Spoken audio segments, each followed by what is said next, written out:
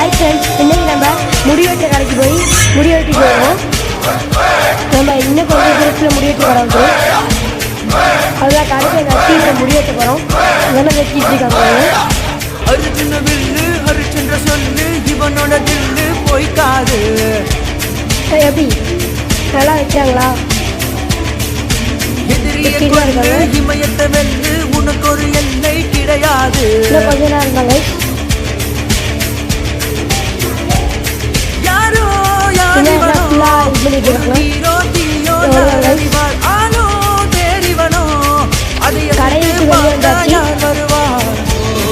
இதோட நம்ம வீட்டுக்கு போக வேண்டியதான்.